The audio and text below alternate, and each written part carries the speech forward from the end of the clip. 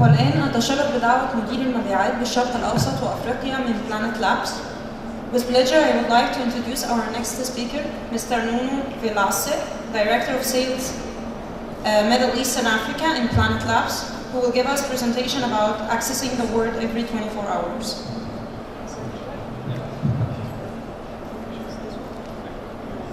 Assalamu alaikum. Thank you everybody for your presence here. Thanks again to the HPro team for organizing such a nice event. So basically, what we have here today is a totally different approach to satellite imagery collection. We're a company called Planet Labs, an American company, and we are your typical Silicon Valley company. It looks like the font just changed with the screen size, sorry about that. So basically, we at Planet Labs design, build, and operate the largest constellation of Earth observation satellites ever. In fact, up to this point, we already launched a total of 134 satellites, and if you think that we just started the company 5 years ago, that's a pretty remarkable milestone. And in fact, last year we built more satellites than every other satellite company in the world combined. Today we have a production capacity of 20 satellites per week. That means each satellite should take 5 days to build.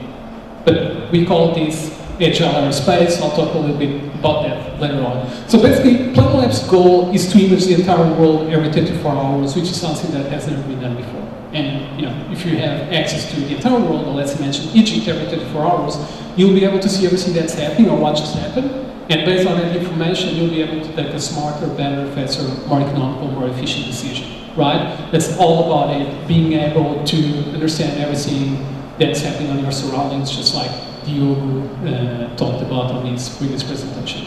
So the way we're going to image the whole world every 24 hours by making use of our little satellites, which we like to call doves. They're pretty small, as you can see there. They have this square format of 10 per 10 centimeters, 30 centimeters depth, and each one of them weighs 4.5 kilos. So the advantage of these satellites, which are typically called as nanosatellites or CubeSats, is the advantage that they can be built at scale, right? So we can build hundreds of them and operate hundreds of them at the same time, and thus create enough side lag between images to cover the entire world every 24 hours. So what do we offer today? We offer 3.7 meter resolution imagery on 4 bands, RGBI, and all that imagery every 24 hours to cover the world. So the satellites are in a sun-synchronous orbit, so they would pass above Egypt every day at around 7:30 in the morning. The way it's going to work is, hopefully this broadcast, we have our satellites operating on a sun-synchronous orbital plane. They're all on the orbital plane. They rotate.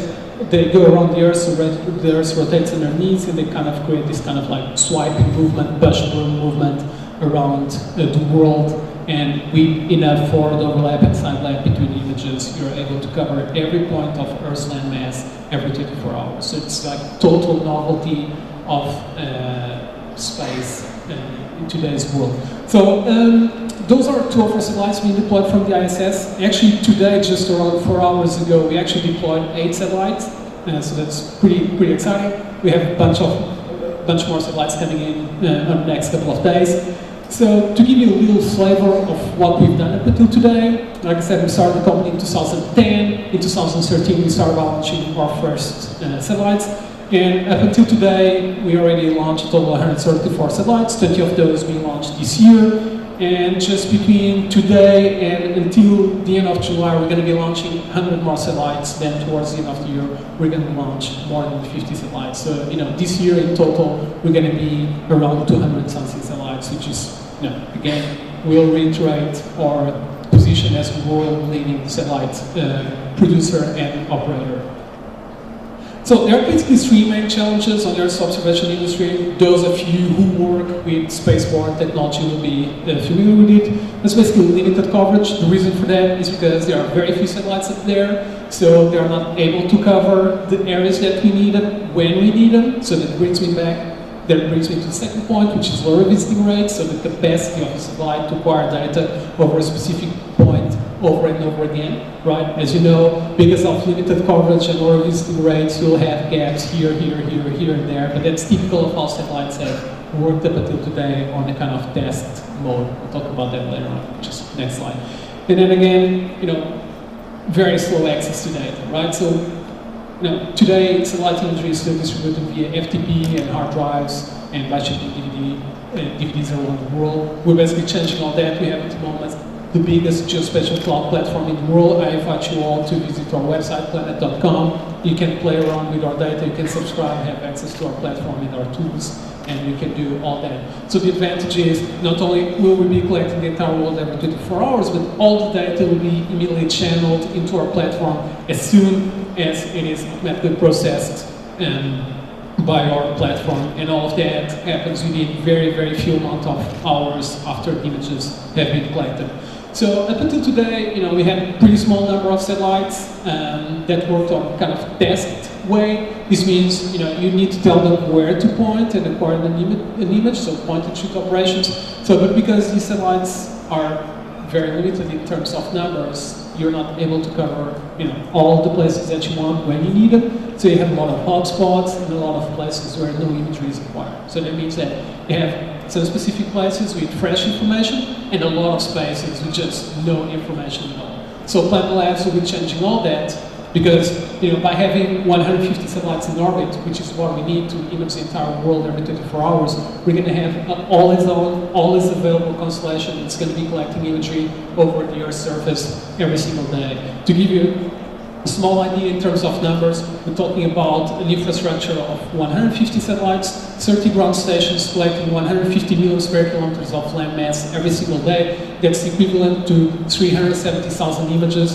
or if you prefer, 30 terabytes of data being brought from space to Earth every single day, being processed automatically and put within hours into immediate availability into our platform. So, access to information is vital. Like Diogo said, there's no excuse for you not to be prepared, and this is what Planet Labs is going to give. Do what, do where, and do when every single day over Egypt, right? So that's access to precious information to take precious decisions.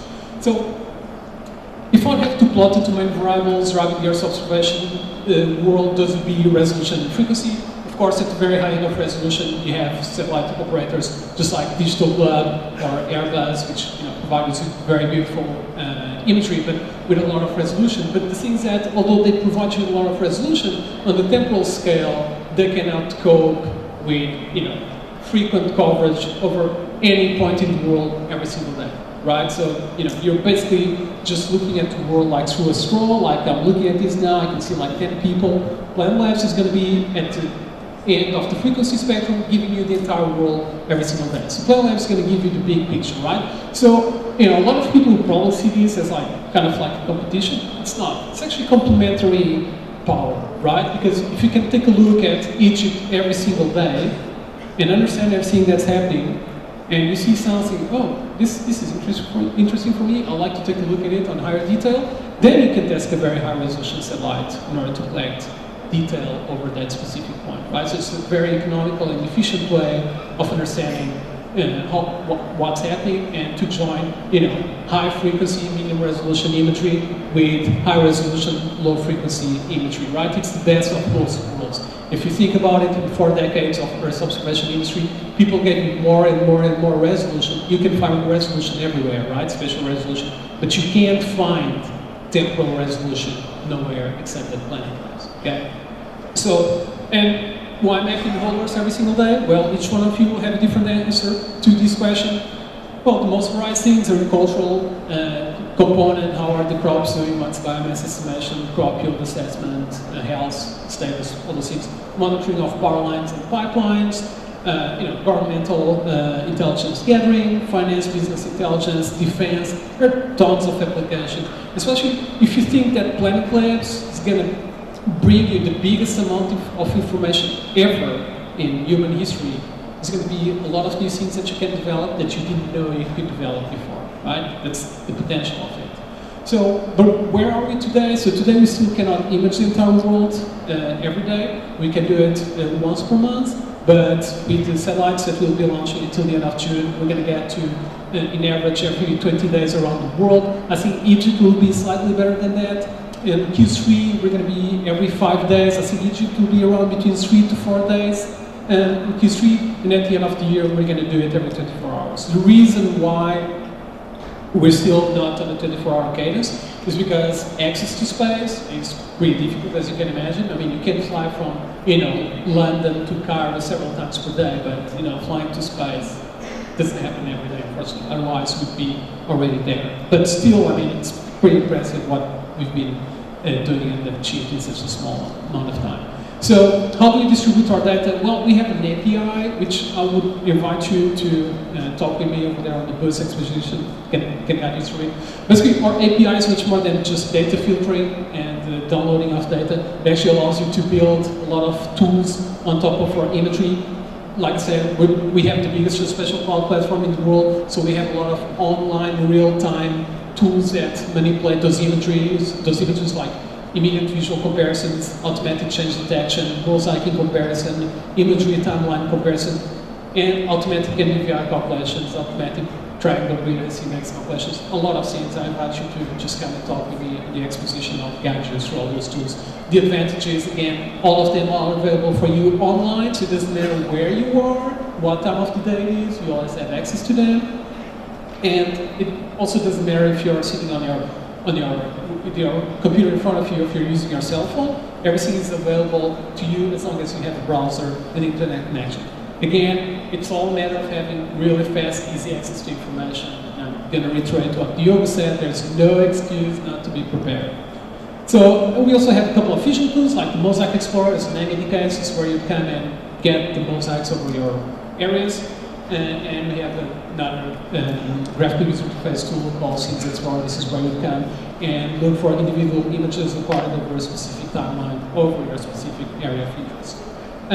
So in simple terms, our solution is going to bring you global, regional, or national coverage every 24 hours. What's happening in Egypt today, what's happening around us, what's happening in Libya and Sudan and other places.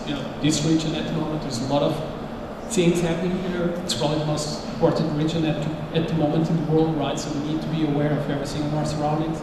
We're going to bring in all that fresh data much faster than anybody else in the world can. And again, with very fast, easy access to all that data. But I'd just like to finish with a very simple question, which basically would summarize in your hands what I've been saying, is that if you had access to all the images taken all the Egypt every single day, what would you do with that data?